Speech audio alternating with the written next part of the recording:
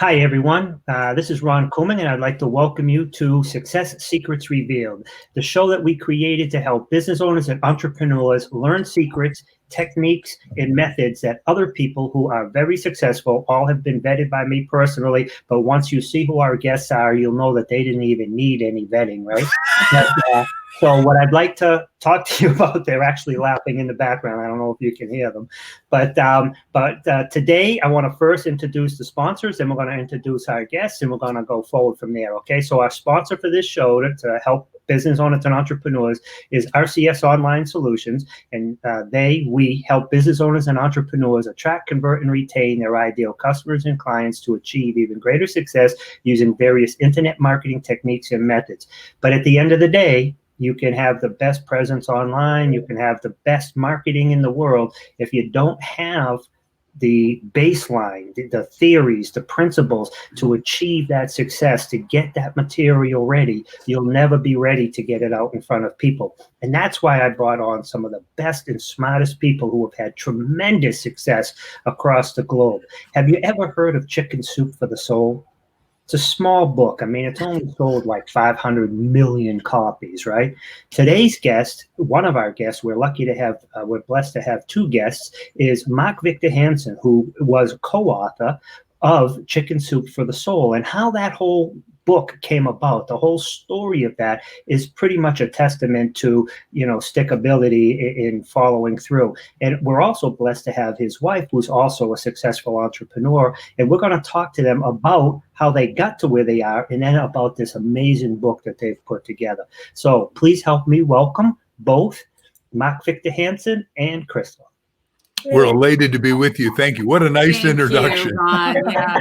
So great to be here. And most of it was on the fly. So if I messed anything up, I apologize. No, you did a great job. You were perfect. Thank you. Thank you. Where you guys calling in from? Scottsdale, Arizona, sunny Scottsdale, where the sun shines and UV light kills viruses. Nice. Good stuff. We all need a little bit of that right now. Unfortunately, here, and I'm right outside of Boston, Massachusetts, it's significantly overcast and was raining earlier, but it is what it is. Yeah. But, we can't allow, as, any entrepreneur and business owner, there's always things like weather and whether it's the environment, the government, or whatever's going on in the world, we have to stay focused to who we are. We have to stay true to our stuff and kind of like navigate that roller coaster of entrepreneurship.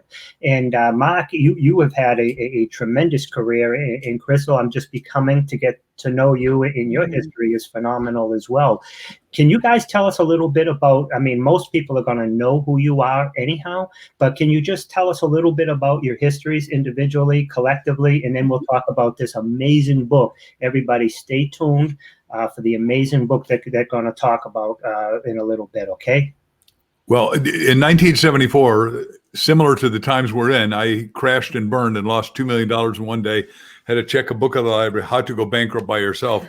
After hiding out under the covers for 6 months and being afraid to take telephone calls because I was so scared, which some people are now, I suddenly said, okay, God, what am I supposed to do? In this book we've written now called Ask, The Bridge from Your Dreams to Destiny, said, ask yourself, ask others, ask God.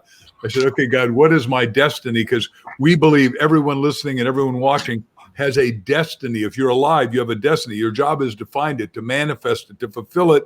And success is the fulfillment of your destiny as far as we define it by asking. And what happened is I asked, okay, God, what am I supposed to do? Well, you're supposed to be a professional communicator and writer. And I thought, God, are you talking to me?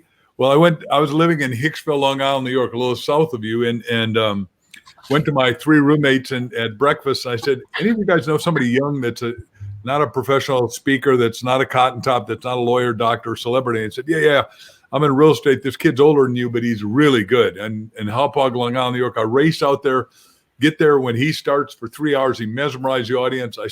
I ask, can I take you to lunch? He said, I love a free lunch. Chip Collins. And I asked him every question about how to do it. He said, look, kid, you're not going to make it. 1 in 1,000 chance you're making it. But if you stay out of real estate, which is I own here on Long Island, you do the life insurance business, a bottomless pit. I'll tell you exactly what to ask, how to do it. And I did it, knocked on doors, did 4 talks a day. I did over 1,000 talks a year for the first 3 years in the business. Only Tony Robbins and I ever did that much. And then everyone said, "Do you have that little story in a book?" Met Jack, and Jack and I put it together as Chicken Soup. And now, like you said, we've sold 500 million of that. And then I sold a lot of other books because this is an entrepreneurial show. I just want to hit on, before we do ask, I did a book called 1 Minute Millionaire. And I said, I want to create 1 million millionaires. And everyone's got one right, easy, perfect, and acceptable way to make $1 million that is their unique transformational talent. If they just ask themselves how to do it, then we can all be rich. And we're the first time in history that can happen. With that, I will share the floor to my beloved, beautiful wife. Yay! Go on, Crystal. Well, I was going to let you comment. That was a lot to talk about, right? It really was. And if I could, I'd like to just briefly, and then Crystal, if you don't mind. But one of the things I really liked about your story, Mark, is how relatable it is. And I love when stories are real, raw, and relatable. You came right off the bat and told us in 1974 you were facing bankruptcy. I did go bankrupt. All right, you were even worse. You It was so bad. I checked a book out of the library, Ron, How to Go Bankrupt by Yourself. Yeah, I love it. It was, like Les Brown says, I was so broke at the time I walked by banks and it set off the alarms. Right? I never heard that from our buddy Les.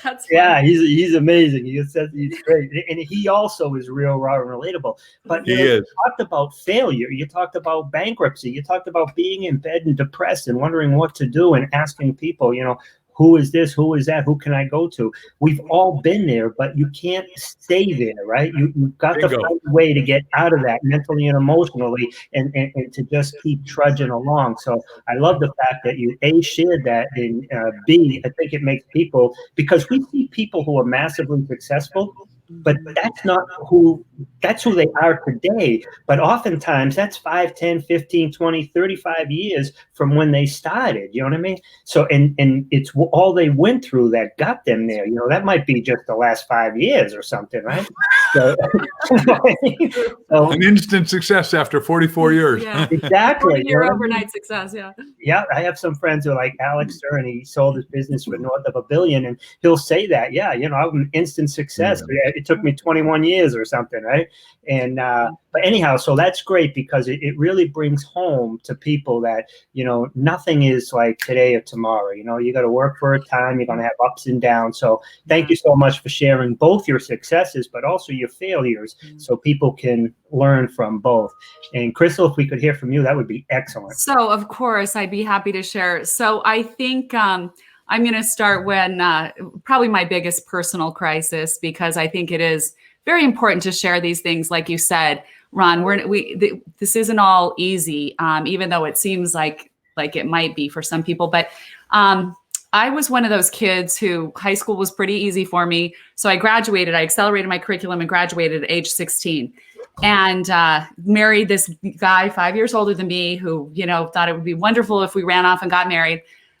A couple of years later, I'm in a brand new city with a baby on my hip, marriage failed, I'm divorced, and I literally have no idea how I'm going to support myself. So I did the only thing I could think of, and that was to apply for food stamps. And when I went to the grocery store the first day, when I got those food stamps and I, with my little baby on my hip, and went to turn those over to the cashier, it was like time stood still for me. And this huge question just popped into my mind and said, basically, how did I get here?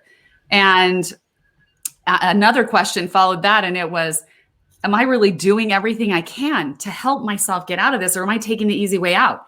And it was like, that just fell into my mind so quickly. And as I was turning over those food stamps to the cashier, and honestly, I'll never forget this moment because I was so convicted by the time I turned over those food stamps. I said, this will not be my future, to myself as I'm handing those over.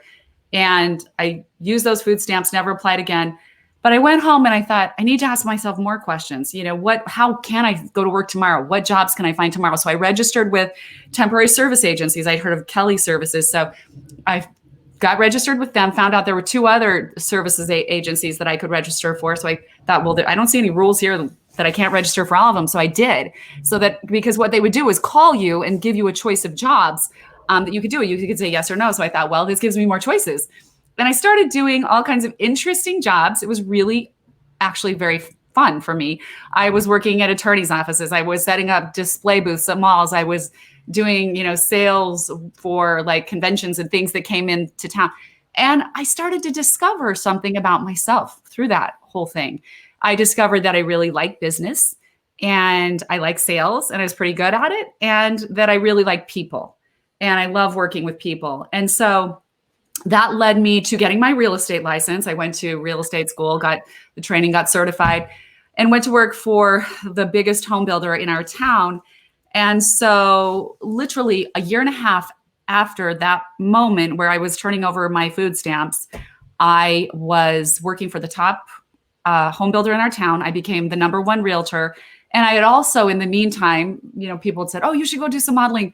So I went to some agencies and, approached them and said, hey, can you sign me? And it turns out I got signed with the bigger one in our town. And so I was able to do some television commercials, which when you do national TV spots, you have to join Screen Actors Guild, which was amazing because then I start getting these wonderful benefits for me and my son, and life just got so much better. And I often thought back of the contrast of my life, like what would the difference have been if I had just caved into my misery? Because I'm telling you, as easy as this sounds now, it wasn't easy. I felt like I could just keep sliding downward into that stuckness, into that place. But I realized at that point, those questions that come to our mind, we need to pay attention to them and we need to answer them, and we need to force ourselves to ask more questions. And for both Mark and I, asking questions has been so important to our personal journeys. And that's why, as we have this morning meditation every day, prayer time, and that's the first part of our day. That's what we do. And we realized what an important message this is to share, which is why we wrote the book, Ask, because we discovered there are 3 channels through which you need to ask yourself to keep navigating through life. And those channels are ask yourself first, ask others, and then, of course, ask God. And so we're super excited about the book. And, it seems to be touching a lot of people. I love it. And again, your story is also like Mark's and much like mine too. It's amazing. You were a single mother, roughly, if I did the math correctly, at 21. Yep, right? You're exactly right. Exactly right. So you were a single divorced mother at 21 on food stamps. Crazy. And yeah, but so many people are there. I mean, my biological mother was, by the time she was 21, she had 5 kids, and we were all on food stamps and all that type stuff as well too. So, but you overcome it. Some don't and some do. I have brothers and sisters who are successful in terms of what they do, and I have others who are not. Right. But a lot of it's about mindset, and I think that's what's going to lead us into this new book that you've written, because you have a choice. We really have a choice. It's like Jim Rohn says, it's not what happens to us, because what happens to us pretty much happens to everybody. It's what right. we do with what happens to us. Am I correct? So, correct. I was born in the same projects, the D Street projects, as the other members of my family. I was on food stamps as well. You were 21. Divorced and single mom. And Mark, in 1974, I'm sure you were like 2 and bankrupt, somewhat depressed. But you go on and you become successful. And I think so much of it has to do with mindset. So can you tell us a little bit more about this book? Because it seems to me like it's kind of like a bridge, or even if somebody's already got past the point of being lost in it, it seems to me like even if it's not a bridge for them, it's also going to help them going forward. What happened, Ron, is that we looked at everybody that we know, and we know a lot of people because we've traveled around the world 250,000 miles. We've talked in 80 countries. We, talked to 7 million people. And what we said is we started saying in these morning meditations and prayer, what is it? Some people are super successful. Like you said, some of your families have done it and made that choice. Some have not. And by the way, I did do seminars around the world with Jim Rohn, so I love Mr. Rohn greatly. So I'm glad to talk about that too. But what we discovered is that there are a lot of people with talent and skills and ability, but the difference between those who just muddled along, and those who became super achievers in whatever dimension was one thing only: the ability to master the task of asking. You either knew how to ask and you did it with wisdom and prudence and success, or you didn't. The biblical line is, ask and you shall receive, knock and the door will be open. We all know that, but no one has ever taught how to ask. So we said, first of all, we're going to write everything, because both of us have had, I've been number one 59 times on New York Times, according to what I read. I am the world's best-selling author, according to Guinness Book of Records. Nobody's beat any of my achievements, 500 million books plus. And then, we own a lot of very successful businesses, all because we did what this book said. And then ask the bridge. This is what I love that you hit on it, is the bridge from your dreams, because all of us have deep hidden dreams in our heart. And to your destiny, because we say, look, you're here. If you're alive, you're here to fulfill your destiny. And yes, all of us are incarcerated. All of us are in isolation. All of us are feeling frustrated. All of us are saying, come on, somebody ought to do something. And what we're saying is, every one of us got some problem that we got to look at. And then we decide to fix it for us, and then expand the radiance of that to do it for everybody else. And we'll gladly go deep on that if you want. Absolutely, if you could. And to me, it's amazing. And you said something about millions of people that you've been around or you've interviewed, or for the book, right? Yeah. Yeah. So, well, not millions, but we are blessed to be exposed to so many people across the world, and we always observe people, because people are amazing. People, what we found is they're over-endowed with talent, ability, likability, potential. But it's just like you said, it's what we do with it. It's what we choose to do with it. Yeah. And so what Mark and I wanted to share, this message is so important, because learning to be a great asker, what we call a master asker, is something everyone can do. It's not a complicated, it's not a 12-step program. It's not it is a really simple thing that we can all do. And when we learn to do it well, we can completely transform our lives. And literally, that's why we say it's the bridge, like you said, that bridge from your dreams that you have in your heart, because we all have dreams, even if we've become disconnected from our dreams, they're still there. And when we start asking, we can activate it, but we connect those dreams in our heart to our ultimate destiny. And it's such a beautiful journey, because it's almost like you can't get it wrong. When you start asking yourself, and then move to asking others for the things you want to know, help with, guidance, whatever. And of course, ask God, how does your life fit in the larger scheme of things, right? It's so beautiful, because your life, when you look backwards, you don't even recognize it. If you just follow that asking journey, and always we encourage people to document it. We say, write down your questions and the answers, and have a process every day. Spend 15 minutes every day minimum with yourself, asking those questions that will take you to your next level.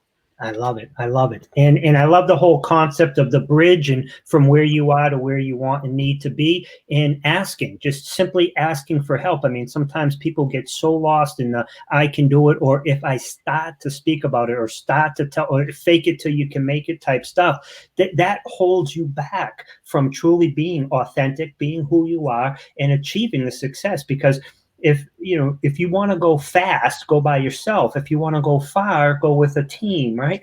And so asking for help, reaching out, and listening, learning, and serving, you're gonna just do so much better. So please, I'm dying to hear more about your book. Okay, so we wrote everything we knew about it, and then we said, well, wait a second, let's interview the best askers we know. And one of the guys we interviewed was Jim Stovall, and he tells the story better for these times maybe than anyone. He is an 18, 19-year-old kid. He's spent his whole life getting big, strong, fast, muscular, and he wants to be an NFL player. He finally gets recruited. The doctors check him out and said, look, kid, I'm sorry. 6 months from now, though, it's over and out. You're going to be permanently and forever blind for the rest of your life. I mean, the guy's spirit was just crushed. He's now self-incarcerated in a 9 by 12 room. He's got a telephone, a radio, and a television. And he's complaining, and his parents say, look, Jimmy, get down to the blind meeting. Maybe they can help you. Gets there, and all they're doing is complaining. And he says, I got this memorized. But he sits next to a woman who is a blind stenographer for a law firm. And he said, I used to love watching thriller movies. I used to love seeing somebody throw a right hook. Somebody ought to do something about that. The pivotal question of what we're talking to you today is exactly this, what she answered. Wait a second. We're somebody. Why don't we do something about it? Here's the answer, though. They created, and sighted people don't know this, but it's called narrative TV. 14 million people watch streaming TV because blind people want to watch TV and see what the throwing a right hook looks like and seeing screeching tires. They got 14 million people paying $10 a month around the world that are blind. Now, that'd be great if that was all, but one of my friends calls and says, hey, you got to write the foreword to this guy, Jim Stovall's book, The Ultimate Gift. I know you're selling 15 million books a year. You don't have time enough to breathe, but this is a book you're going to love. Well, I read it. I was wowed. I wrote it, and I said, this has got to be a movie. When we interviewed Jim Stovall for our book, Ask, The Bridge from Your Dreams to Your Destiny, what wowed us was he says, I now write movies. I now write books that I can't read, and I make movies that I can't see. How's that fit? I think to me, that's amazing. And it's also, he is somebody who has not been, he got whacked. He got devastated. Totally. You know what I mean? This isn't like you're trained to be a physician, or you're trained to be a lawyer and you couldn't get hired, so now you're an accountant, right? This is like his entire world was just crushed, not just his physical going out there and wanting to be a football player, but then he couldn't even see anymore. Talk about a slap of reality. But he took that. I'm sure he was sad and stuff for quite a while, but he went on to utilize that and to contribute in amazing ways. And sometimes I get it on my on my TV too, and I will see that, and it will talk about somebody makes a face and moves to the side, or whatever it is, and I'm thinking to myself, I'm not quite sure what I pressed or didn't press, but I know that is for people who are visually impaired. So kudos for him for both. What happened to him was devastating. He had every excuse in the world to, develop that victim's mentality, collect a disability, and sit at home and become bitter and angry. But he chose not to. He chose to thrive and not survive. And contributing to your book, kudos to him and for you to seek him out. I'm sure that there are many other people and examples in that book as well. Well, there are. And it's just a great example of, being in a terrible situation. And rather than caving into that misery, it's so tempting to ask those questions, those tough questions, and answer them. And it's like that question is really there for all of us. Why can't we be the one? When Kathy looked at him and said, why can't we be the ones to do this?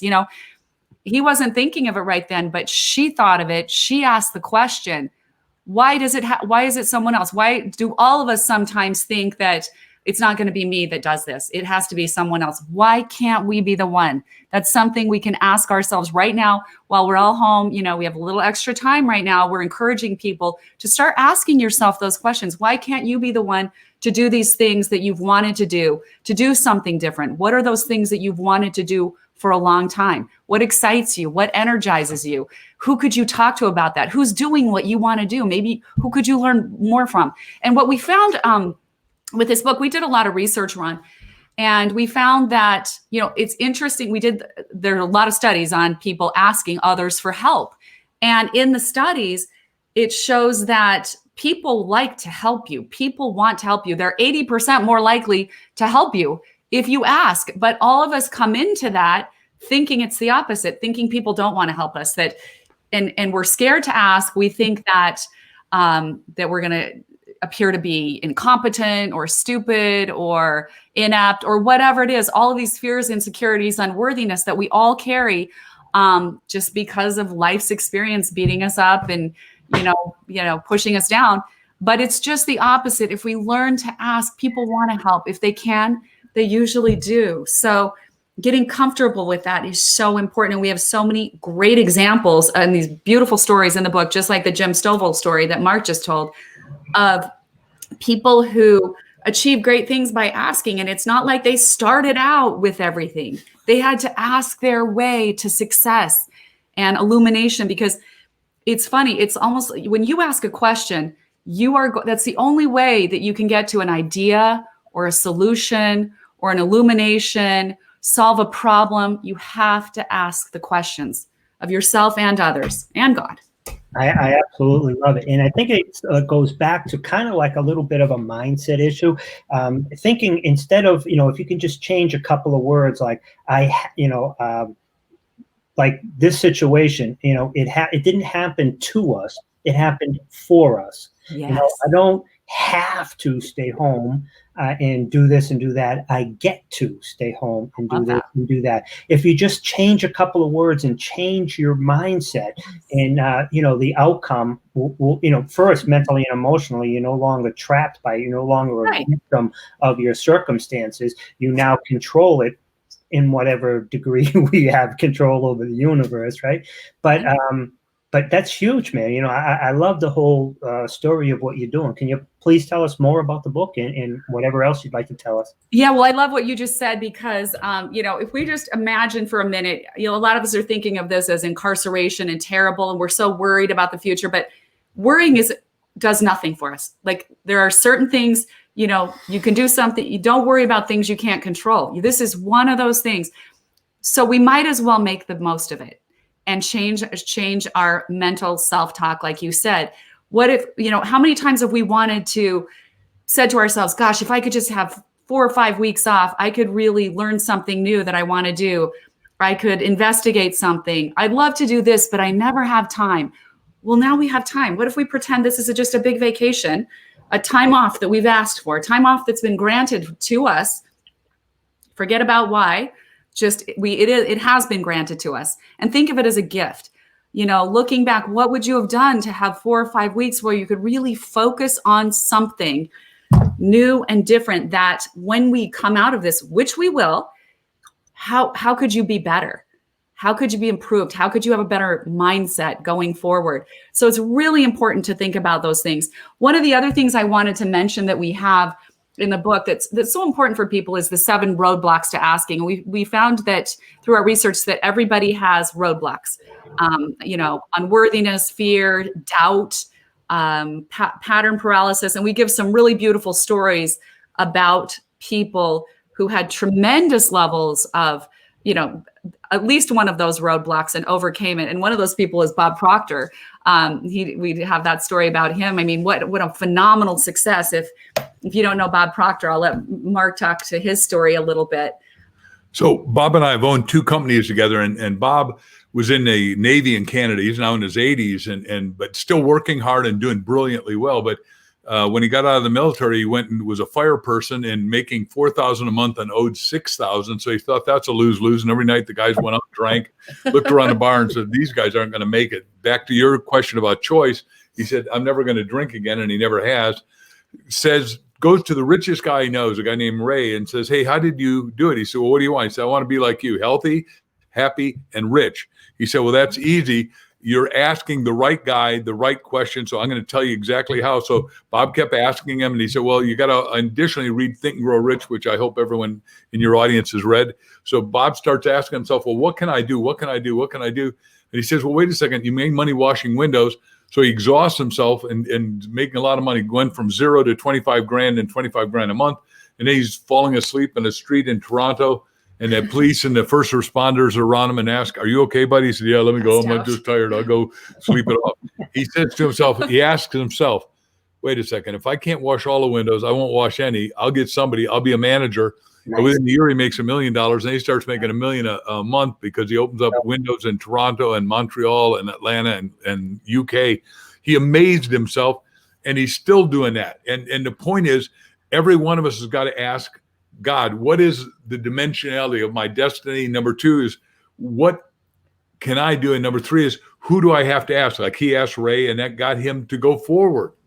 Right. And he talks about how the first half of his life, he was so dysfunctional because he said his self-esteem was so poor. He felt so unworthy. He would never ask anyone, forget it. Never, never, never. Until this one mentor came along in his life and, started asking him questions and saying, why aren't you asking for more? Is this what you really want? And he said, my entire world changed. My perspective on everything changed. my ability to recognize my own potential changed when I learned to ask questions. So I would like to ask your audience I'd like to give them our Ask Challenge with your permission, Ron. Absolutely, please. Okay, so we wrote this book, but we didn't write it for us. We wrote it for you because we think everyone needs to become a master asker. And what we want them to do is go to Amazon.com. You all know how to get there because we've all had to live with that, right? And and go to books and get a copy of a book, Ask by Mark and Crystal Hansen. And then if you'll send us a receipt to what's scrolling across, reception@markvictorhansen.com, we're going to invite you to several things. First of all, the world's biggest book club, because we're creating it. Nobody else has ever thought of what we're doing. Wow. And that is, go ahead, tell them. Well, we just think it's so important to offer this. When people get the book, we want to talk about the book. We want to have a discussion with everybody who sends us the receipt. So I got the book, and we'll invite you to, it's going to be like a private live book club discussion. So how fun will that be? So we can really chat about how these things fit into our lives and how it's relevant. So that's going to be really exciting. So that's A. And then B is, some people came to us and said, well, wait a second, I don't want to buy 100. I want to buy 500 for my university. Yeah. For everybody graduating, Wow. At Life University, we want to give one. For everyone at our church, we want to give one. And we went, holy cow, well, we got to do something special for you. So anyone who buys over 100 of our books gets two things. They get a whole day with Mark and Crystal's seminar in magnificent Scottsdale, Arizona, when it's safe to fly again. And that's going to be soon because of another product we got participating in. And then number two, and after that, they get to come to dinner, a private dinner at Mark and Crystal's house with us. We're so excited because we want this to be a big book that really sources and serves to bring out the magnificent, to bring out the opportunity, to bring out the choice that you said, to bring out people saying, hey, wait a second, I can promote myself. I can take self-initiative to action. I can be something better than I am, no matter what my chronology, whether I'm young or old. Exactly. I love that. Doesn't matter much. I mean, there are so many people that we can talk to, whether they were black, white, Spanish, male, female, born to drug addicts, were drug addicts. They were rape victims. They were born as a result of rape. Oprah Winfrey's been, she's publicly talked about that, right? And so many others. Think about what the world would be without them. But also they, in addition to what they have done personally, if they have done it, and you might not become the next Oprah Winfrey or the next Ben Carlson, right? or whoever these people are who overcome every challenge that, most people would use as excuses. But it means you could too. You might not achieve that level of success, but if you're above, if you're paying, if you're making 2, 3, 4 times what you owe every month, your family's healthy, you're not, there's different levels of what success is to each individual, right? Not everybody needs, $40 million, although not too many are going to say no to it, right? But, everybody has a different barometer to success. So I just love personally the entire ideology and stuff. And I want to ask you a couple of questions, Mark, too, but I want to make sure we focus on the book Ask. So please, talk more about that as much as you want. One of the people you just brought up is one of our closest friends, Candy and Dr. Ben Carson. Ben, his mother, is the 22nd kid of her family in San Diego. She is 13 years old when she gets pregnant with Ben. Nobody will hire her, so she goes to Detroit where she screws nuts on the tires of cars. Has no money, no real education, and Ben is failing in school in 3rd grade. So she said, look, little Ben, what you're going to do is you're going to go to the bookmobile every week and get 2 books. You're going to write up a book report, and she couldn't even read. And she would circle it. She'd highlight it. She'd star it. She thought, pretend to correct it. He thought she knew what she was doing. From 3rd grade to 4th grade, he went from the bottom of the class, top of the class. I'm going to fast forward. He ends up at Yale, head of his class, wants to be a pediatrician, a pediatric neurosurgeon, the toughest of tough, because you're working on little babies. And goes to Johns Hopkins, and there are 400 applicants, and they're only going to accept 2. And the guy was a racist and was going to kick him out. So he's playing Mozart in the background, and he's sure that this kid only is going to know Motown music, and he's going to put him down. Well, he comes in and starts talking about Beethoven. He spends 3 hours with him. Ben gets in. He becomes a top guy, does 15,000 pediatric neurosurgeries perfectly, including separating 2 twins, which some of you saw the movie, and I wrote the endorsement to the book called Gifted Hands. If you haven't seen that on Netflix, you want to watch it, by Dr. Carson. He is a genius, but he came out of nowhere. He's just done such marvelous, magnificent things. He gave us the Spirit of Excellence Award last year, where he gives scholarships. I want every kid or every parent with kids from 4th grade to high school, listen, every kid that does really well academically should apply for the Carson Scholarship Fund. You get $1,000 a year, you get a sash, you get to hear somebody like us speak. Every year he gives them away to 8,000 kids in America, because he said, look, you go in every high school, they got sports memorabilia, but nobody brags about how smart kids are. We need more intellectual. I mean, you're living in the Athens of America, as you know, in Boston. That is the new Athens, they call it. Maybe you don't know that, but I expect you do, right? MIT, Harvard, Boston University, and all those prestigious places. Anyhow, Ben. I've almost been barred from Cambridge, though. I'll be honest with you. I drive by there, right? Just to not to totally change the subject, but just a little flash of reality. I drive by there, and people have a 10-foot tall fence, right? And then on they have a sign on it, and the fence goes all around their house, right? And then they have a sign on it in 3 different languages talking about how everybody is welcome and we should have open borders. I'm like, where do you get this? Yeah, my girlfriend who lives in Cambridge, right? She says, please don't post that. I have to live here. I'm like, but you can't make this up. They got a 10-foot high wall surrounding their house telling people that we're wrong. You know what I mean? Everybody's welcome, and we shouldn't have a wall of borders. Right. But they have one. Right, exactly. Tear down your fences. If you really believe that, tear down your fences and take off your front door. Come on. Yeah, by the way, if you want to know about how important borders are, just ask the American Indians. Yeah, true. They had better borders, right? Yeah, they had better borders. But so just back to what you were saying a moment ago. I mean, people, no matter where you came from, it really doesn't matter. You are not endowed with your talents and abilities from other human beings. So it literally doesn't matter. You're endowed by the Creator with all of those things, and it's really just up to you to make that choice on behalf of yourself to really discover your talents and abilities and exploit them. And it doesn't matter. I mean, everybody does something different. You could have a flower shop. You could be, the best supervisor somewhere. The important thing is that you're contributing to humanity with your special personality, with your special smile, with your special gifts and talents.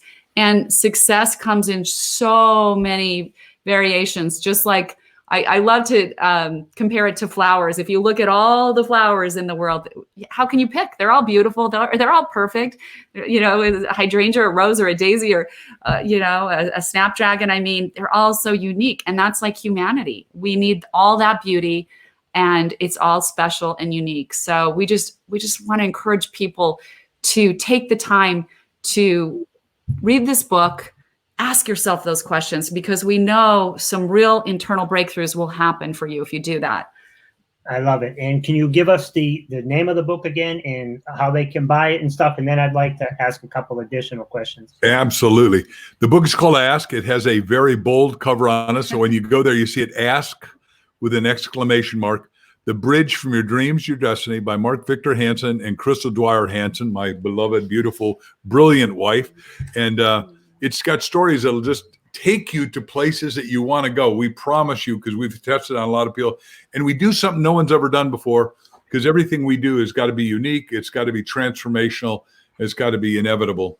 And we think the story that starts this is called Michaela, which I give all the plaudits and Cato. It's her opus story that you got, a fable that you will love reading when you start this book. So it starts different than any book, because you say, well, self-help-action book told me to do this. This fable will get your mind elevated to places you didn't know you could go. Wow. And right off the bat, huh? Right off the bat. Well, just really quickly, we say we give you the fable of Michaela to open your heart and mind to the journey of asking, because when you tell a story, it has the effect. Stories are metaphors, in our lives. We can take those stories as metaphors, and metaphors are patterns, and our brain thinks in patterns. It learns very quickly through patterns and through experiences. That's why stories are so powerful. But it starts off with Michaela. This is set in the times of kings and queens, and she has lost all hope. She's lost her home. She's living in this grove of trees. And her job is to go to the rock quarry every day and dig rocks and put them in the cart, load the rocks and take them to the right destination. And so she is literally at the bottom of her world. And it's so symbolic of how many people feel right now. And that is, life is heavy. It's like loading rocks in a cart every day and pushing them somewhere.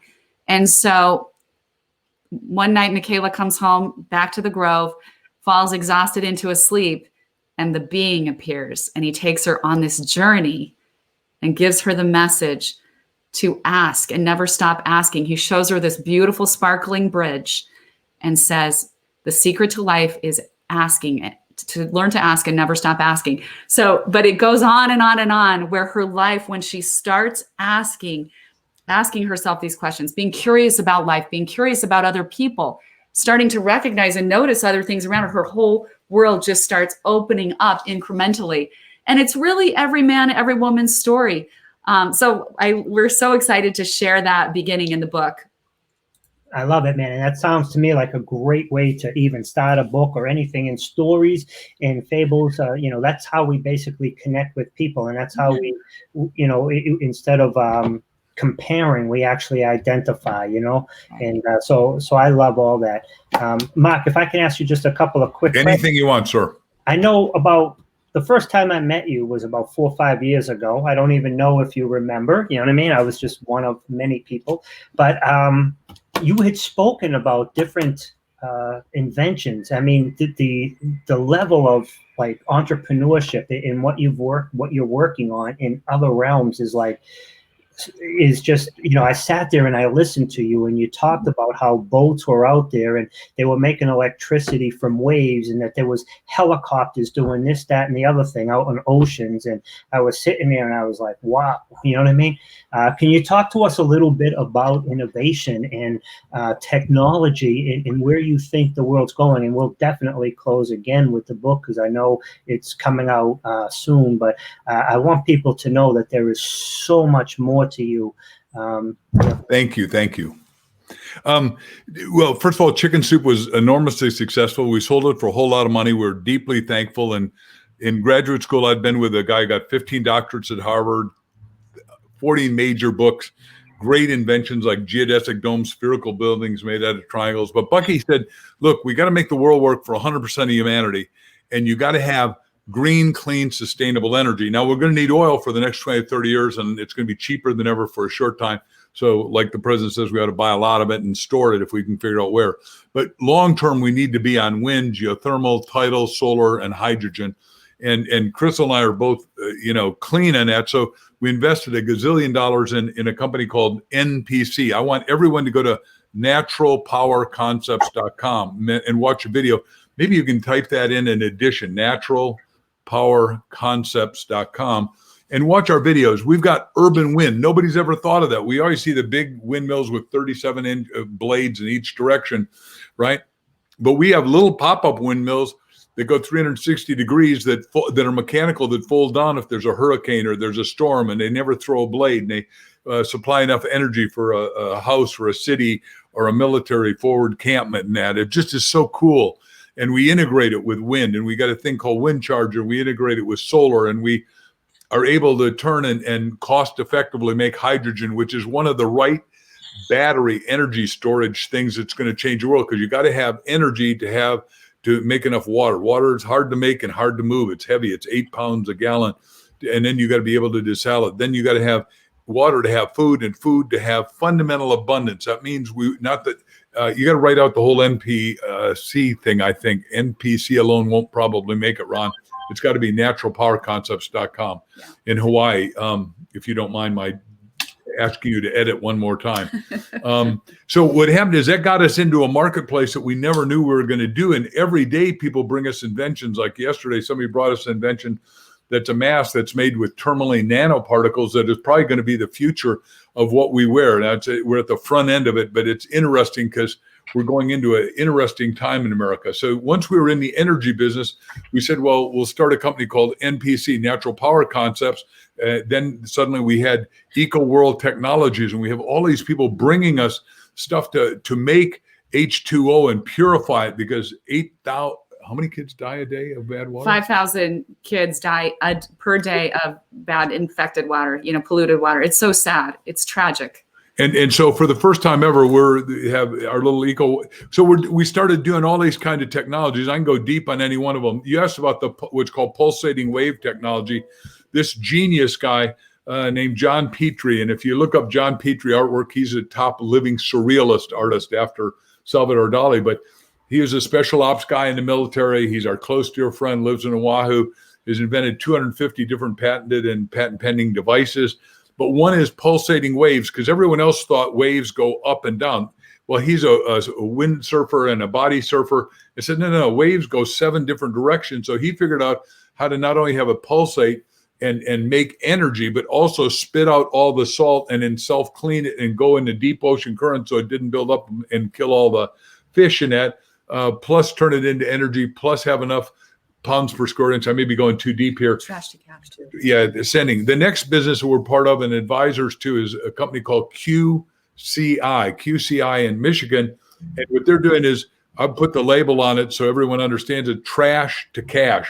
This is going to be a multi-trillion-dollar business. And I'm teaching now that we're going to do 50 trillion, not billion, 50 trillion. This is going to pay off all our national debt over time during this decade from 2020 to 2030. And what this guy has said, spent $300 million over the last 20 years. His name is Dean Rose. He and his engineering team have figured out how to take every landfill, and we got 10,000 places filled with garbage. Every one of us make 5 pounds of garbage a day, whether we know it or not. And it's got to go somewhere, and it's wrecking our water. It's poisoning the water. So we'll be able to pull all that landfill. And what we're going to get out is clean, pure water. We're going to put metal back to metal, fuel back to fuel. And the most important one that most people think about nowadays is plastic back to plastic, because plastic didn't exist before 1950s. And that's when landfills started. And we did a little landfill, 20 mil plastic. And I'm not beating on all the garbage people. They are brilliant. They do a great job, our refuse people. So I'm not complaining about tipping or anything. I'm saying we got to take all those resources. Back when I was in graduate school, I wrote 10 goals that I wanted to do during my lifetime. Just like Elon Musk wrote his 10 goals, I wrote mine. I didn't know him at all. Still don't. But I admire him greatly. But I wrote down, there's no such thing as a bad resource, just a good resource, misunderstood, misplaced, and not doing what it was supposed to be doing. There you go. Perfect. And so what I'm saying is, Chris and I are dedicated to, Bucky Fuller gave me the languaging, but to make a world work for 100% of humanity, make us physically and economically successful, so we can go on to the higher levels and dimensionality of our own mind by asking. To me, that you had me. I was sitting here watching you and listening to you, and I was like, that is like. And you said you had 15 doctorates. No. I got 10 honorary doctorates so far. Only 10. I'm sorry. Yeah, only 10. Yeah, she's getting. By the way, one of the schools is going to. Doctor I can call, but I don't have a doctorate. You know what I mean? I love that. In fact, I might even have 2 doctors I can call, but I don't have 10. Well, there you go. None of them are MDs. They're DCs, PhDs, DDs, Doctor of Humane Letters, stuff like that. Yeah. Excellent. Wow. But you know what you're talking about. And I'm very honored, by the way. I'm thankful. Don't misunderstand. I'm very honored. Yeah. And but and we are so grateful for people like you. I mean, what you're doing, what you're helping people with their everyday lives, with the books and getting over mental and emotional things that will keep them back and hold them back, but also on a much larger and global scale, which most people can't even comprehend. I mean, the geek in me, I sit there and all of a sudden I'm like, "Ooh, I love it," right? And but you know what I mean? It's like trash to cash and the plastics. I mean, and thank God for people like you, because we're creating a whole host of issues. We need people who can help us get out of them. Can I tell you one other book that we've written? And it's amazing, but we've written another book, and we don't have a picture of it here, but it's called You Have a Book in You. And we've done You Have a Book in You seminar. And if they go to the reception at markvictorhansen.com, they'll get it. But Crystal and I believe, and we love writing, and we're both pretty good at it, if you'll forgive me for being self-braggadocious. Yeah. But books are fun. Books can create wealth. Books can be a credibility. Books can be a legacy. Books can go into history. Books can literally change the world. I mean, when my favorite president was Abe Lincoln, and Abe Lincoln, honest Abe, and I was born in Illinois, and so we all had to memorize his story, reading by candlelight, all that stuff. But he read Harriet Beecher Stowe's Uncle Tom's Cabin, and he went, "Oh my God, people shouldn't be slaves." So he wrote, because of that one book, he wrote the Emancipation Proclamation, and he started freedom, which I want to help with Crystal finish emancipating people, because there's a lot of people that aren't emancipated. We've gone to China for 22 years up until 3 years ago. They got over 1 million slaves there. That's not okay. And ancient Greece was built on slaves, and Rome was built on slaves. But we got to get rid of slavery. And what's going to translate it, one of those 7 things, is robots, cobots, and 3D printing, all of which are part of that $50 trillion, which what we're saying in our book, Ask, is everyone's got to ask themselves, how can I participate in this? And there's a gazillion ways. It's unlimited because they're all brand new. That we're at the front end of the fastest growing, most exorbitantly, exponentially accelerating economy in history once we're open again. And we're going to be open for business again, we believe, in a very short time. Yeah, I agree. I think it'll be in a short order. And a lot of the stuff like this board behind me has some stuff filled into it. And that's how kind of like we were. But we're coming out of here. A lot of things are going to have like a blank slate. So, so we're going to have kind of like a blank slate. So it's like your future is your choice. You know what I mean? Totally. What you just said is correct. Everyone needs a whiteboard, and we've got an electric whiteboard because we write so many ideas and somebody gave it to us. But everybody's got to repivot. They got to reinvent. They got to rethink, right? The spiritual line is be ye transformed by the self-renewing of your mind. You've got to think anew and say, well, wait a second. It doesn't matter what I haven't been, haven't done, haven't thought, haven't thought. Where do I want to go? What do I want to be? Because all of us will come to an end. And when you're at the end, you look back. You never regret what you did. You regret what you didn't do. And what we're saying with our book, Ask, is that you're incarcerated here to rethink it. Because if you look through everything in the Bible, everybody had 40. Moses had 40. I can go through all the guys. Jesus had 40. All of them had 40 days, which means time of renewal, time of many, time of rethinking. And we're saying, hey, wait a second. Let's pedestalize that to say, hey, wait, you got a magnificent destiny in front of you. And yes, you've been shut down. Yes, you've been cloistered. Yes, you've been isolated. But that is soon to be over. And when it's over, yes, stay healthy. Yes, do smart stuff. But yes, do some breakthrough stuff that no one ever thought of before. Well, and I was going to say to that end, this has revealed a lot of things to us, primarily many things that we needed to know. Who knew before this? I certainly didn't. Mark didn't. That 99% of our pharmaceutical drugs are made in China. Who knew that all of our Advil's made in China? Now we're learning that so many of the critical products we rely on for healthcare, basic supplies, all of these things come from China. I just read an article yesterday where Spain received the second batch of these tests, these COVID tests, from China, and it's the second batch that's completely faulty and useless. So what it does is gets us thinking, and it's time for us maybe as Americans to say, how can we take some of this back? It's our responsibility to take care of our country and take care of each other. How can we participate? The cat's out of the bag. Everybody knows these supply chains are going to come back. They're going to come home. Manufacturing is going to come home in a big way. So how can we participate in that? Who do we know? What could we do? How do we investigate those opportunities and become part of this amazing resurgence that's going to happen for sure in manufacturing, supply chains, and all kinds of things? This could be the greatest time, the greatest resurgence America's ever seen. And Mark always talks about how after every recession, we've always come back so much stronger. That's going to happen again, but we need every single person. We need each one of you to think about your role, because we can all do it. We don't need to wait around for someone else to do it. Find out how you can participate in this great resurgence. I'm sitting here and I'm looking at you and I'm like, wow. So let me do it real quick, just so you got it, if you don't mind. Let me hit on it real quick, but say 1898, we had the biggest depression in America, and a guy wrote us out of it. Wallace Wattles wrote Science of Getting Rich, and 4 things evolved. You all know them. The automobile came out with Henry Ford. You got Edison came out and created electricity, the light bulb everyone thinks about, but they forget about electricity, and that's a bigger one. And then obviously the third one would be the airplane with our friends, the Wright brothers. Well, then the next depression is 29 to 39, and the guy who wrote us out of it wrote Think and Grow Rich, sold 100 million copies, but wrote all the FDR chats, nothing to fear but fear itself, confront your fears and make it disappear.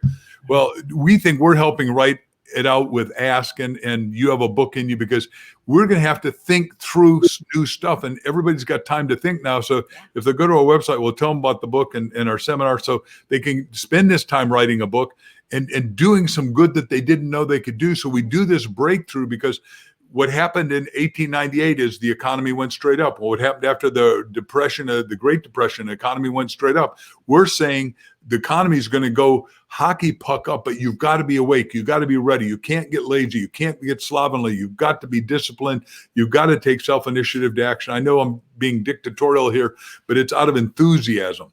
I love it. And believe me, I wish we could talk forever, man. I mean, just to have the opportunity to listen and learn from you is priceless. I mean, so the people who get to spend time and listen to you, whether it's here or in any other format, I highly recommend that. Both of you have written a couple of books together, and your insight and advice is just, it's priceless. Yeah, I mean, it's great when you can, so kudos. Thank you so much for being with us today. Is there anything in closing that you'd like to impart with us? Yeah, I just would like to encourage everybody to stay in touch with us. We love people. We love to stay in contact. So, of course, Mark on social media, Facebook, Twitter, LinkedIn, Mark Victor Hansen, of course. And then I'm under Crystal Dwyer Hansen. So please connect. Let's stay in touch. Also, YouTube, we're putting out more resources. I'm a transformational life coach and clinical hypnotherapist. So I'm going to start doing giving some more resources on YouTube because I think people need that, a little bit of guided meditation and just guidance to get through this, to come out stronger and smarter. So we're going to be putting some of that stuff up on YouTube and all over the place. So please just connect with us, stay in touch, subscribe to our YouTube channels.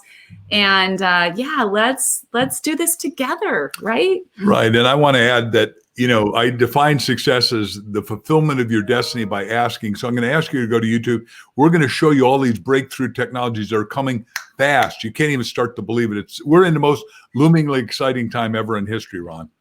I absolutely love it. And I love the mindset. It really comes down to how you view things. Either you can be, sit down and just watch Netflix and eat Doritos all day and develop type 2 diabetes and then blame the economy or blame somebody else for your issues, right? No. But, I love it, and I'm fully on board. I'm going to go buy that book by the end of today, and I'm going to send you a link. I want to be a part of the group going forward, and I recommend all our listeners do too. Is there a timetable on that? Because this video is live right now, but I'm also going to be putting it up on YouTube and many other social media platforms. Today we're in April 2020. If somebody buys the book in June or something, is that we'll still honor it. We're going to do some rolling ones. So we're going to launch the first one after the official launch of the book. It's on pre-sale now, but it launches next week on the 28th. So it's a good time to go get it.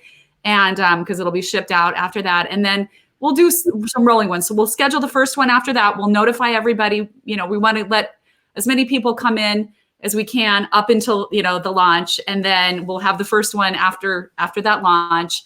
And then we'd like to do a couple of others too. Yeah, we want to have never-ending success for our friends. You guys are amazing, man. I'm so grateful that you spent time to us today, and all the listeners. I don't know if they even have a clue how blessed they were to have you. Thank you. We're just honored that you'd say such a thing. Yeah, look forward to seeing you again and doing this again, please. You're the best. Thank you, Ron. We appreciate you so much. Thank you. You guys have a great day. I'm going to end the live now. Thank you.